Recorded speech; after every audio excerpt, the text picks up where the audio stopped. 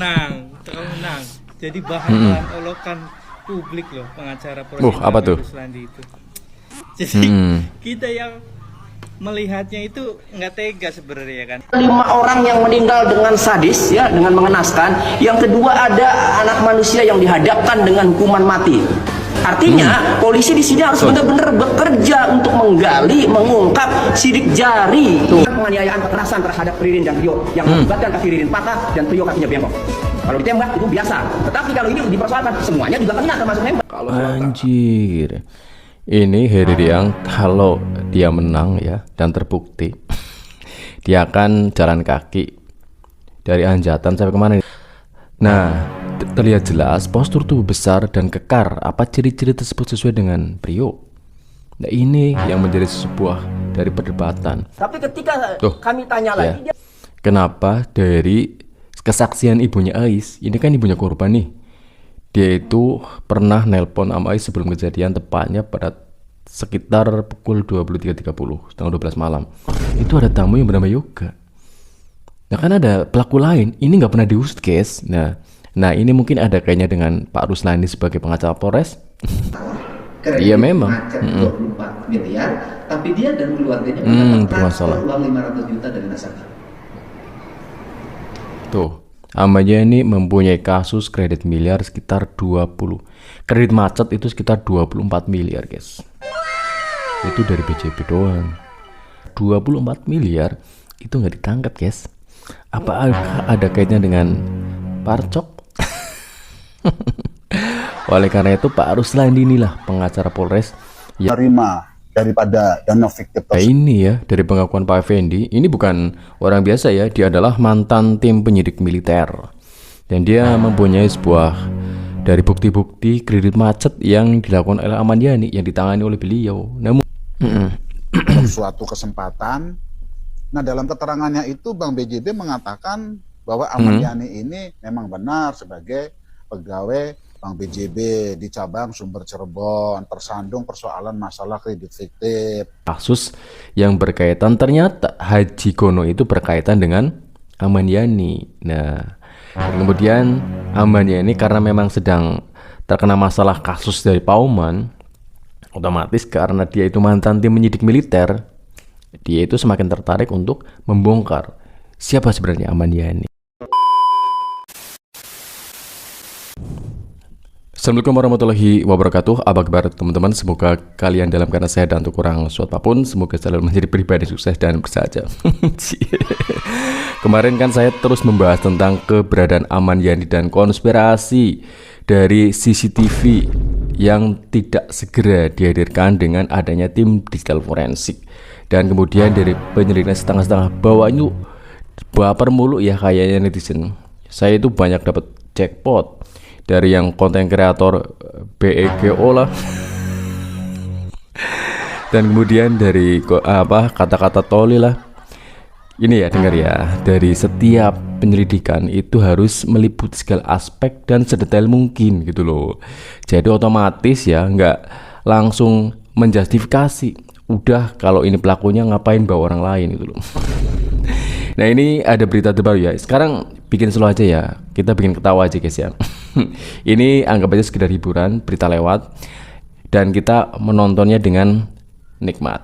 Dan ini ada dari berita yang katanya nih dari Polres Indramayu yang katanya mengendarkan diri guys. Aduh, gokil banget. Kenapa ya kira-kira ya? Apakah ini kaitannya dengan dari kasus Pauman? Yuk langsung kita ke TKP.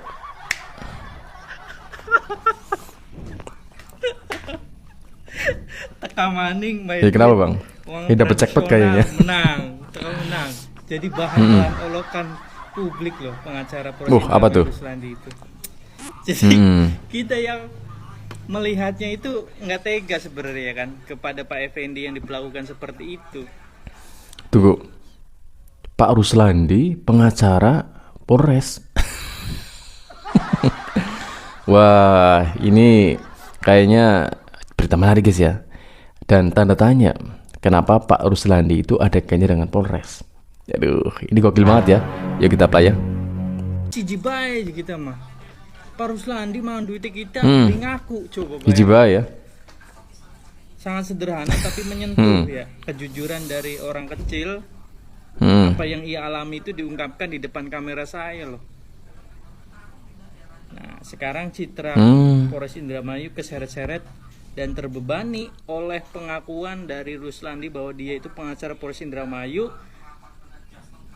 Artinya jangan nanti dibilang bahasa Arab. Orang penting berarti Pak Ruslandi guys ya. yang artinya dia ingin mengucapkan bahwa dia ini teman dari polisi. Kalau kamu laporin saya di Polres Indramayu, silakan aja. Ini gitu ya. Nggak habis pikir nih. Jadi sangat-sangat mengerikan sekali ya apa yang memang menjadi rekam jejak dari pengacara satu ini, ya kan? Kita ya biasa aja, sebenarnya kita santai aja, mau dia kayak gimana pun kan nggak ada kebencian dari kita, ya kan? Tapi kita concern gitu ke hal-hal yang seperti itu. Jadi ada masyarakat kecil yang dilakukan seperti itu, diperlakukan seperti itu, dan negara tidak hadir untuk menengahi apa yang disebut sebagai penegakan hukum, kepastian hukum, bla bla bla, bullshit ya itu. Wah, ini berita yang sangat heboh ya guys ya. Ternyata Pak Ruslandi itu ada kaitannya dengan Polres. Dan kemudian dari penyelidikan kasus ini, apakah mungkin yang digaungkan oleh Pak Tony ada suatu indikasi oknum-oknum yang merekayasa dari suatu kasus, dari kasus Pak Oman? Ini gokil banget ya. Pantes ya Pak Tony itu langsung dia itu maju pantang mundur ya tentang kasus Pak Oman, meskipun dia itu seolah-olah itu melawan arus guys. Yuk kita lanjut ya. 5 orang yang meninggal dengan sadis ya, dengan mengenaskan. Yang kedua ada anak manusia yang dihadapkan dengan hukuman mati.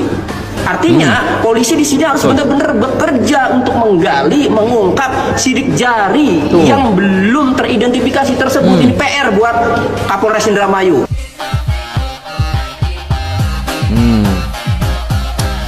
Nah ini ya maksud dari si Tony RM ya, karena dari penyelidikan dari kasus Pak Oman ini setengah-setengah. Pertama dari CCTV yang dipotong-potong, dan kemudian ada suatu indikasi pelaku lain itu nggak diusut langsung, nggak dituntas. Terus kemudian dari tim sidik jari. Nih, ini kenapa ya? Padahal dari sidik jari udah jelas itu lebih dari 2 orang. Kenapa yang dijustifikasi cuman Ririn dan Prio? Ini bukan soal membela si Ririn ya. Suatu dari keadilan tentang sebuah penyelidikan. Itu aja guys ya yang kita jadikan POV, point of view. Yuk lanjut.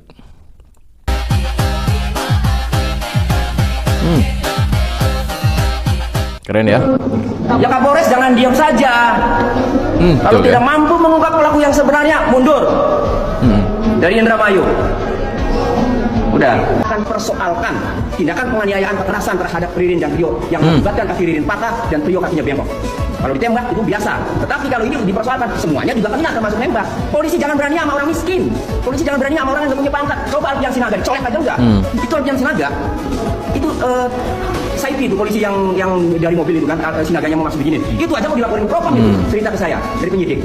Ya kan artinya nggak berani itu kalau pelakunya anggota polisi kan melakukan kekerasan. Giliran Ririn, Prio yang tidak punya apa-apa, orang miskin, habis kakinya patah. Jadi kalau tidak ada inisiatif untuk menangkap pelaku yang sebenarnya. Saya menantang kuasa hukumnya terdakwa itu, ketika polisi salah tangkap, saya siap jalan kaki loh Pak. Dari Anjatan ke dari mana tuh? Kota. Kalau Anjir. Ini Heri Riang kalau dia menang ya dan terbukti dia akan jalan kaki dari Anjatan sampai kemana nih tadi? Wah, ini tantangan yang sangat menarik. Kira-kira nanti ada pembuktian guys ya, kalau seandainya dia menang atau kebalikannya. Tapi luar biasa ya dari Pak Heri Riang ya, ini patut diapresiasi ya. Oke, kita lanjut ya. tetapi saya meyakini tidak salah tangkap polisi.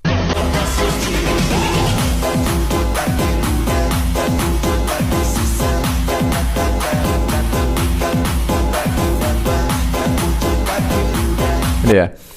Dalam kesaksiannya, terdakwa Prio CCTV toko bangunan yang terekam itu dirinya sendiri. Prio, katanya itu Prio. Nah, terlihat jelas postur tubuh besar dan kekar. Apa ciri-ciri tersebut sesuai dengan Priyo? Nah, ini yang menjadi sebuah dari perdebatan. Ini jelas-jelas kemarin udah di zoom dan kemudian diperjelas, yaitu dari posturnya itu nggak sesuai dengan Ririn dan Priyo. Tapi tetap aja kenapa si Ririn dan Priyo itu yang menjadi fokus sebagai pelaku. Nah ini nih ya, kita lanjut.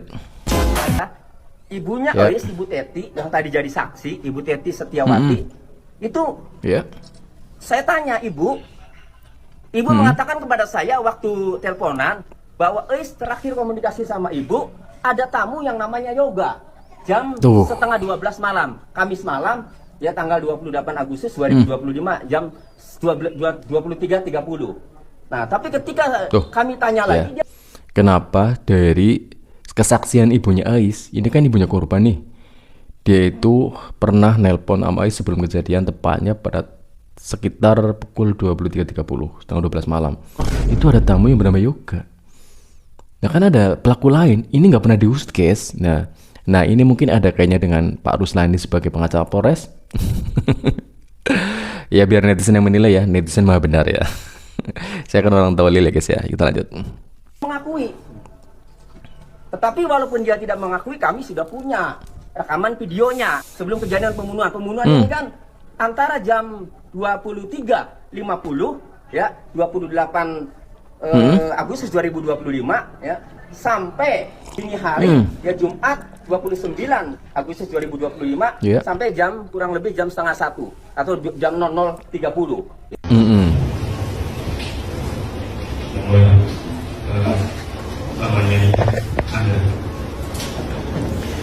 Tuh kan, kenapa ya dari CCTV yang seharusnya itu menampilkan dari 4 pelaku lainnya gitu ya, dari Yoga, dari Joko dan pelaku lainnya intinya gitu, yang ketika sebelum kejadian itu ada orang itu nggak benar ditampilkan. Nah ini yang menjadi pertanyaan, kemana CCTV tersebut? Oleh karena itu si Ririn menolak hukuman mati dan sebut amannya itu ada. Ini nih yang menjadi POV dan PR paling penting guys. Dia meninggoy atau dia masih hidup, seharusnya itu diproses, diketemukan, baru justifikasi itu turun gitu loh. Karena dari jaksa penuntut umum itu udah memvonis, tetapi hakim ketua mungkin masih mempunyai pertimbangan tersendiri guys ya. Kita lanjut.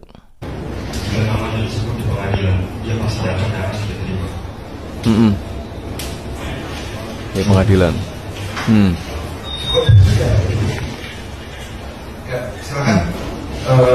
Pembunuhnya Aman Yani. Saya ini orang yang penasaran. Siapa Aman Yani? Saya cari. Oke. Ternyata Aman Yani itu adalah mantan pegawai Oke. BJB di kantor cabang Sumber yang bermasalah. Kredit Iya, memang. macet 24 miliar, tapi dia dan keluarganya bermasalah. transfer uang 500 juta dari nasabah. Tuh, Ahmadnya ini mempunyai kasus kredit miliar sekitar 20. Kredit macet itu sekitar 24 miliar, guys. Itu dari BJB doang. Belum dia pindah ke bank yang lain. 24 miliar, guys. Itu bukan orang biasa, ya. Sedangkan KDM niat mencari pelaku pembunuh satu keluarga di Indramayu, malah membongkar mafia di bank BJB. Sekali dayung, 2 pulau terlampaui. Gokil nggak KDM ya? Kita lanjut. Dan BJB tidak memberikan hukuman, dipidanakan tidak, hanya diberhentikan tetapi mendapat dana pensiun. Uang pensiunnya sekitar 400 juta. Kemudian dana pensiun itu ternyata sekarang bukan dicairkan oleh Ahmad Yani karena Ahmad Yani hilang, tapi dicairkan oleh Ririn melalui kuasa hukumnya, di mana dimungkinkan tanda tangan kuasa hukumnya dibuat oleh Ririn sendiri. Pertanyaannya adalah, andai kata dulu BJB menghukum Ahmad Yani dengan pidana korupsi atau penyimpangan pengelolaan uang perbankan, Ahmad Yani mungkin masih ada. Nah, sekarang pertanyaannya, apakah saudara Hilal berani mengklarifikasikan hal ini kepada pihak? Tuh, anehnya ya. Kenapa Ahmad Yani ketika ada suatu masalah kredit macet sebesar 24 miliar itu nggak ditangkap, guys? Apa ada kaitannya dengan Parcok? Oleh karena itu Pak Ruslandi inilah pengacara Polres yang tampaknya dia itu sepak terbangnya itu pokoknya lancar jaya guys ya. Itu kan dugaan dari netizen ya. Saya cuman katanya, saya kan orang tolil ya guys ya. Kita lanjut. Kalau berani tampilkan kepada publik daftar penerima kredit fiktif pada tahun 2014 dan 2015. Ya. Saya tantang nih kepada saudara Hilam nih. Ya. Betul. Kalau Anda Ya, ini berani harus mengklarifikasikan bongkar ya. langsung Siapa yang kepada menerimanya? saudara Dudu, yang seharusnya Anda lakukan itu sebetulnya mendorong pihak kepolisian untuk menindaklanjuti informasi tentang keberadaan Aman Yani dan kebersamaannya dengan saudara Dudu.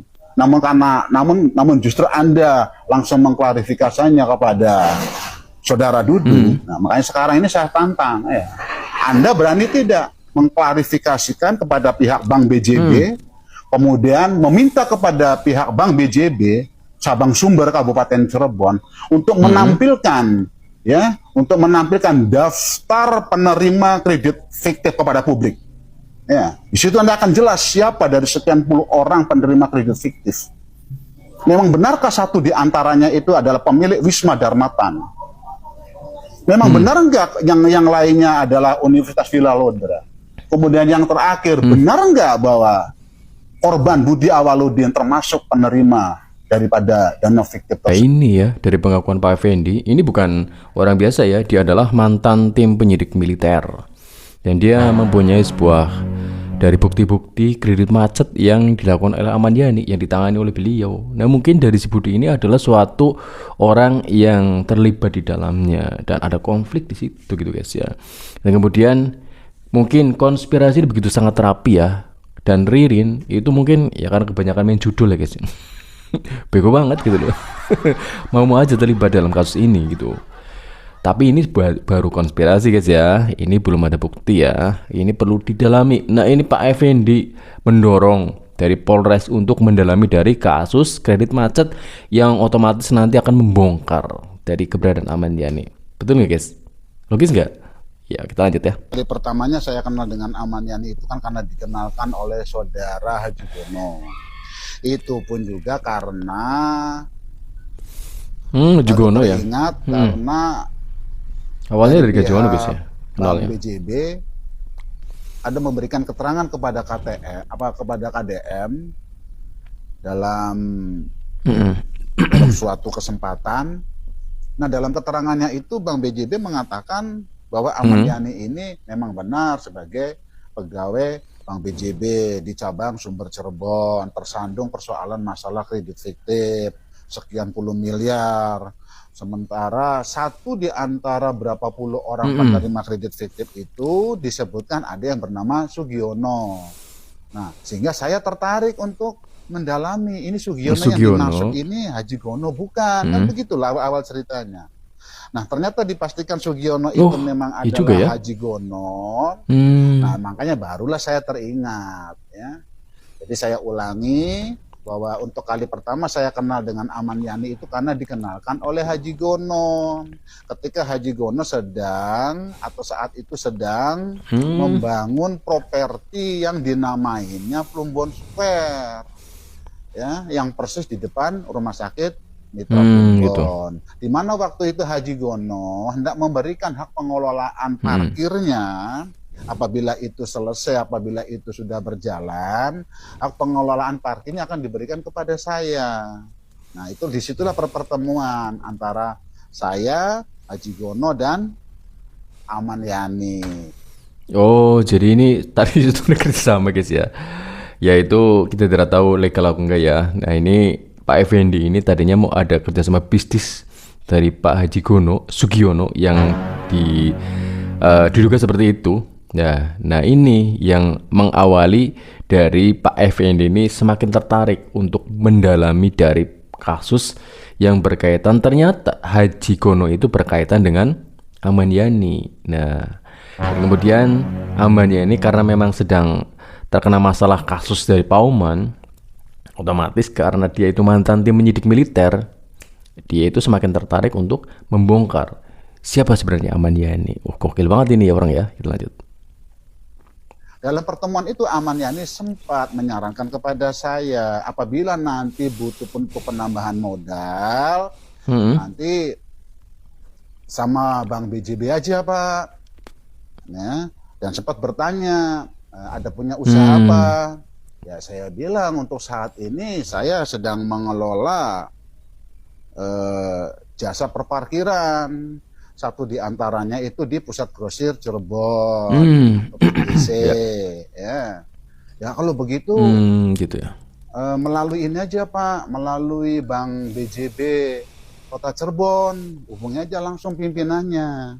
Oh, jadi Aman Yani ini suatu orang yang memang bergerak di permodalan ya, perkreditan. Dia itu memberi modal. Nah, ini ditawarin nih melalui kenalnya itu lewat Haji Gono. Nah, akhirnya dari kasus ini semakin merebak ya. Yang tadinya Pak Effendi itu tidak ada kaitannya, yang jauh banget sama Ririn sama Pirio. Nah, ini sekarang dia ikut membantu. Ya, semoga saja cepat terbongkar ya Pak ya. Kita lanjut.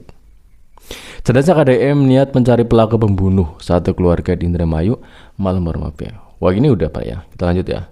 Pengakuan dari dari keluarganya Aman Yani.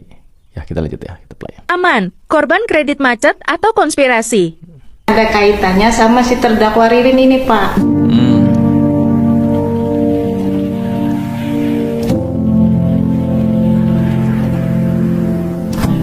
Kaitannya apa?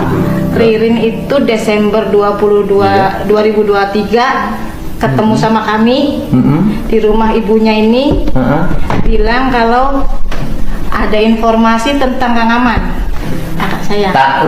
Ririn yang terdakwa Ini, kasus pembunuhan satu keluarga Sahroni itu bulan Desember tahun 2023 sudah 2020 bertemu dengan kami di rumah ibunya di Desa Pagirikan. Oke, di rumah ibunya di Desa Pagirikan. Di rumah ibunya siapa? Ibunya ini kakaknya. Berarti di Aman. rumah kakaknya Aman Yani, Iya. bukan Ahmad Yani ya? Bukan Aman. Yani. Iya. Oke, kakaknya Aman Yani. Iya. Kemudian yang disampaikan apa? Yang disampaikan kalau dia itu dapat surat kuasa dari Aman Yani untuk mencairkan dana pensiunnya. Betul nggak? Ini pertanyaan Pak Aman Yani itu dulu waktu di BJB Sumber pernah ada masalah. Ya betul Pak. Jadi Masalahnya apa? Kalau saya sebetulnya kan saya tidak cukup lama berinteraksi dengan beliau.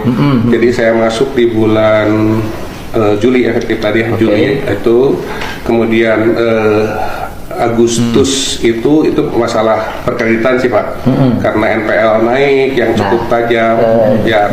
Begini, kan publik tidak semuanya mengetahui. NPL itu apa? Kredit bermasalah Pak, non performing loans. Jadi non performing loans. Ya. Oke. Jadi terjadi kredit bermasalah. Dalam bahasa saya adalah kredit yang tidak dibayar atau macet atau telat pembayarnya oleh para pihak. Sehingga bisa jadi kredit itu dilakukan oleh orang-orang. Ya, kita bukan nuduh, Pak. Tapi informasi betul nggak bahwa dia itu, taruhlah misalnya bahasa kasar, ada uang yang digeser ke dia. Nah, kalau itu karena kapasitas saya di cabang tidak sampai. Nah, ini ya, ini mungkin dari rekaman udah lama ya guys ya. Tetapi kenapa? Nah, ini ya, ini mungkin dari rekaman udah lama ya guys ya. Tetapi kenapa memang kalau sudah ada bukti dari video ketika ada rekam jejak si Aman yang mempunyai kredit bermasalah, itu nggak segera ditangani. Padahal dari kasus Aman Yani akan membuktikan bukti-bukti baru dan mungkin bisa menunjukkan dari keberadaan Aman Yani. Dan anehnya lagi ya, kenapa sih Aman Yani ketika mempunyai sebuah masalah dengan kredit yang begitu fantastis yang dikatakan Pak Effendi super jumbo transaksinya ya, ini kan ada dugaan dari dana-dana yang bergeser nih ya, dari mungkin ada suatu, pokoknya kepintaran bank seperti apa sih bisa menggeser dari dana hingga ke jadi milik pribadinya. Dan itu kan akhirnya ya Aman Yani gokil ya, itu tajir guys ya. Itu kalau ia membuat suatu apapun ya dia bisa gitu loh. Dan amannya ini memang perlu amat sangat dicari, baik meninggal atau enggak gitu loh, sebagai pembuktian dan validasi. Nanti hakim ketua itu bisa memutuskan dengan adil, nggak langsung menjustifikasi. Ini tentang hidup dan mati. Benar apa yang dilakukan si Ririn, seandainya dia itu membuat dari keluarga si Budi itu meninggal semua, itu amat sangat luar biasa guys. Tetapi jika memang itu belum terbukti, memang belum terbukti real, karena memang belum semua itu diselidiki, ya jangan dulu gitu loh ya. Dan semoga saja kasus ini tetap berlanjut dan adil. Jika Ririn benar-benar terbukti, udah sikat aja gitu loh ya. Itu udah nggak usah tadi ngaling-ngaling seperti yang dikatakan apa Tony RM gitu guys ya. Ini cukup menarik untuk ya menjadikan hiburan ya guys ya. Jangan sepaneng, relax. Cukup sekian. Assalamualaikum warahmatullahi wabarakatuh. Ciao.